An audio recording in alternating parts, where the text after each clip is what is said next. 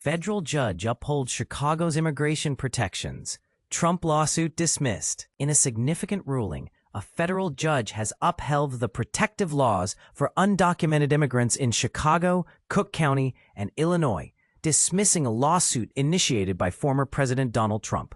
This decision, made by U.S. District Court Judge Lindsey Jenkins, reinforces the local and state regulations that prevent law enforcement from assisting federal agents in deportation efforts.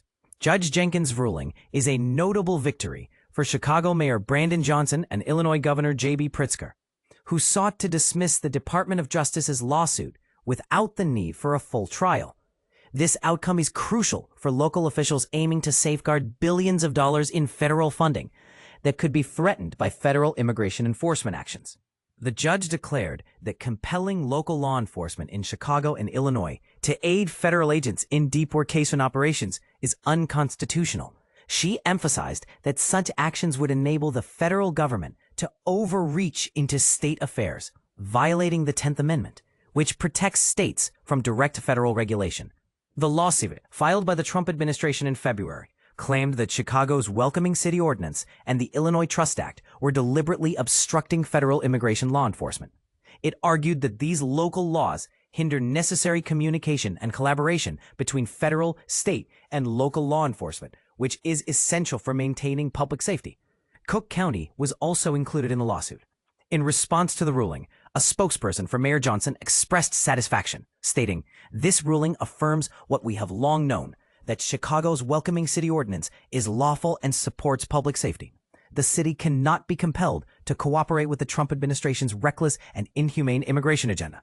The city is safer when local law enforcement can focus on the needs of Chicagoans." Governor Pritzker took to social media to celebrate the decision, declaring, "Illinois just beat the Trump administration in federal court. Unlike the president, we follow the law and listen to the courts."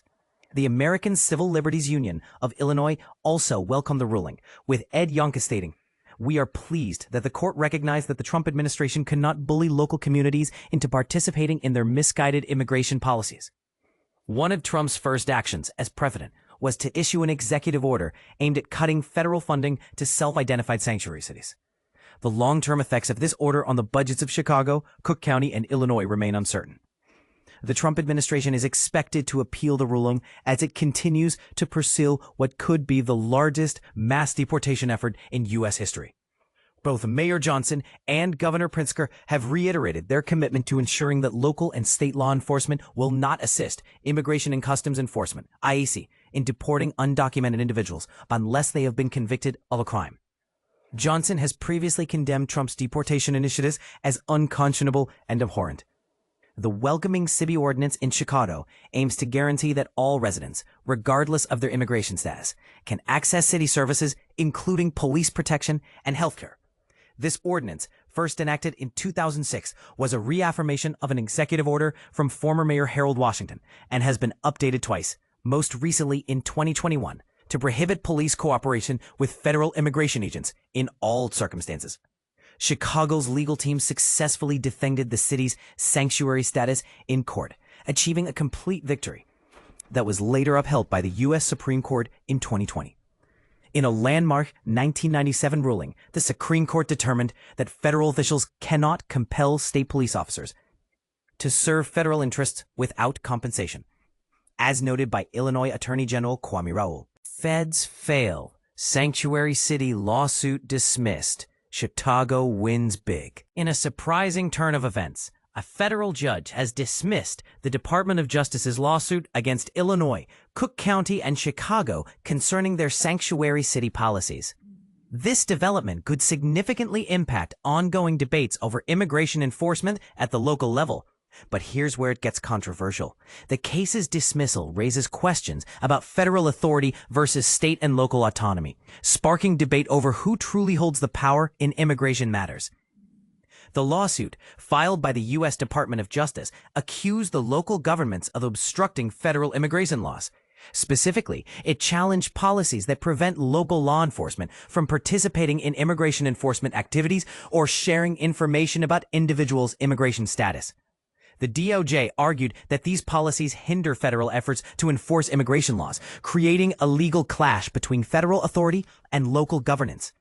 However, U.S. District Court Judge Lindsey Jenkins dismissed the case, stating that the United States lacked the legal standing to sue the individual defendants, Illinois, Cook County, and Chicago, regarding their sanctuary policies.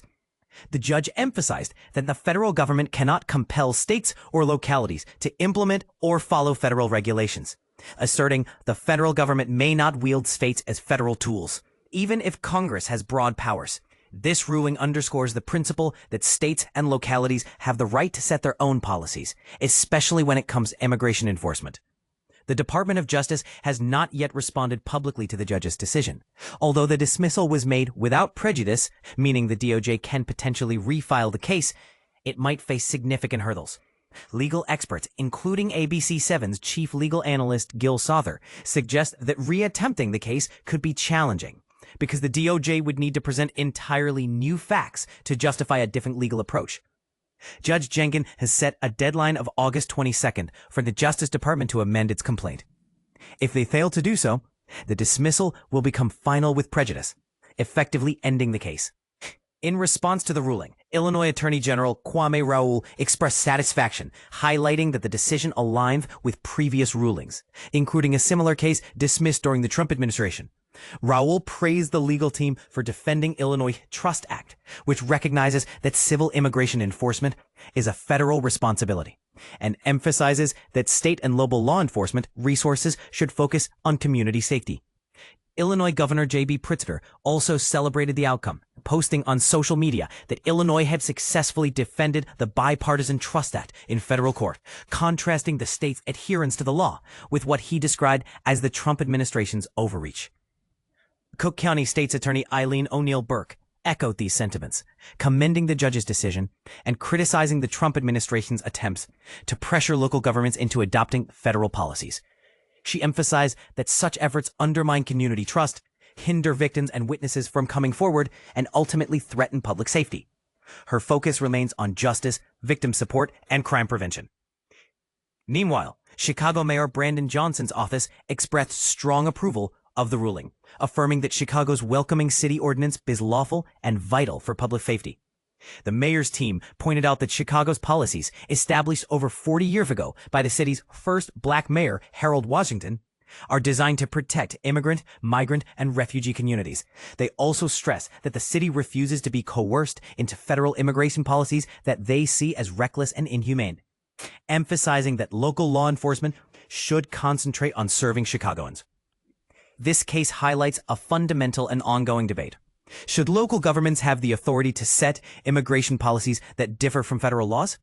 Or does federal law supersede local efforts?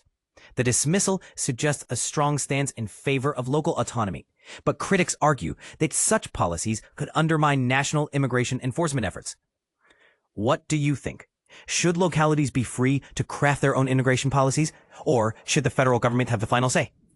Share your thoughts in the comments. Federal judge dismisses Trump admin's lawsuit against Chicago's sanctuary city policies. Imagine a country where the federal government can't force local authorities to do its bidding, especially when it comes to sensitive issues like immigration. This is exactly what's happening in the United States, where the concept of sanctuary cities has become a contentious topic. But here's where it gets controversial. A federal judge has just dismissed a lawsuit by the Trump administration against Chicago over its sanctuary city policies, sparking a heated debate about the limits of federal power. The lawsuit, filed in February, aims to block the enforcement of several sanctuary policies in Illinois that restrict the ability of local officials to aid federal immigration authorities in detainment operations. However, U.S. District Judge Lindsey C. Jenkins, a Joe Biden appointee, ruled that the United States lacks standing to sue over the sanctuary policies, citing the 10th Amendment, which protects states' rights. This decision has far-reaching implications, as it sets a precedent for other sanctuary cities across the country.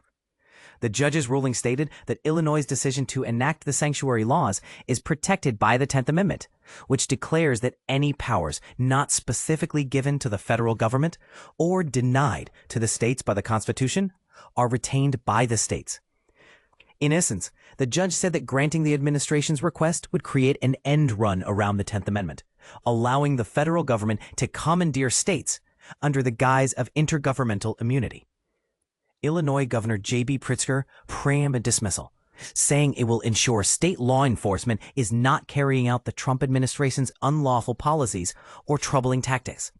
He emphasized that Illinois will assist the federal government when they follow the law and present warrants to hold violent criminals accountable, but will not participate in the Trump administration's violations of the law and abuses of power. The Justice Department did not immediately respond to a request for comment. This lawsuit is not an isolated incident. The Trump administration has taken similar action to target sanctuary jurisdictions across the country, including a lawsuit against New York City, which was described by the Justice Department as the vanguard of interfering with enforcing this country's immigration laws. The administration has also filed lawsuits against Los Angeles and New York State over their immigration policies. In January, Trump signed an executive order directing the Attorney General and Homeland Security Secretary to ensure sanctuary jurisdictions to not access secure financing and to consider criminal initiatives on pursuing criminal or civil penalties if localities interfere with the enforcement of federal law. However, a federal judge in April blocked the effort to withhold federal funds from sanctuary jurisdictions, finding that Trump's order violated the Constitution's separation of powers principles. As the debate over sanctuary cities continues, one thing is clear. The fate of these cities and the people they protect hangs in the balance. And this is the part most people miss. The issue of sanctuary cities is not just about immigration.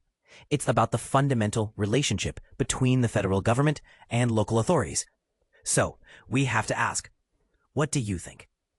Should the federal government have the power to force local authorities to enforce its immigration policies? Or do you think sanctuary cities are a necessary protection for vulnerable communities? Let us know in the comments.